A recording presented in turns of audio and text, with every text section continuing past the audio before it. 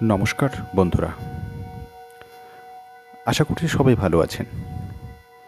আজকে আপনাদের সামনে এসেছি বীরেন্দ্র চট্টোপাধ্যায়ের রাস্তা কারোর একার নয় কবিতাটি নিয়ে।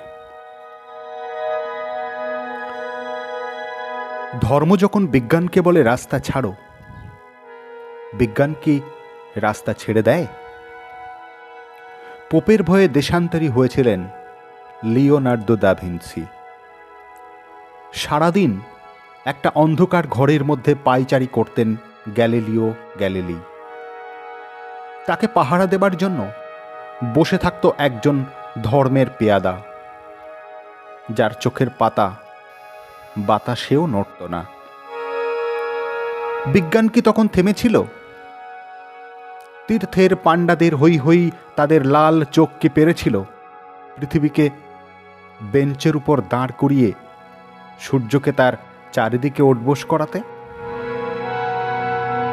ধর্ম যতদিন দুঃখী মানুষকে বেঁচে থাকার সাহস দেয়, ততদিন রাস্তা নিয়ে কারোর সঙ্গে তার ঝগড়া থাকে না।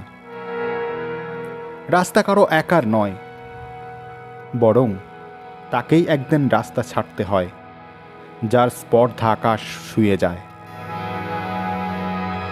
বিজ্ঞান যখন প্রেমের গান ভুলে ভাড়াটে জল্লাদের পোশাক গায়ে চাপায়, আর রাজনীতির বাদশারা পয়সা দিয়ে তার ইজ্জত কিনে নেয়, আর তার গলা থেকেও ধর্মের ষাঁড়দের মতোই কর্কশ আদেশ শোনা যায়, রাস্তা ছাড়ো, নইলে।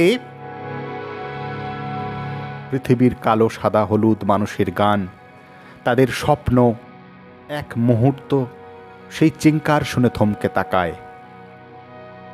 তারপর যার যেদিকে রাস্তা, সেদিকে মুখ করেই তারা সামনে আরও সামনের দিকে এগিয়ে যায়।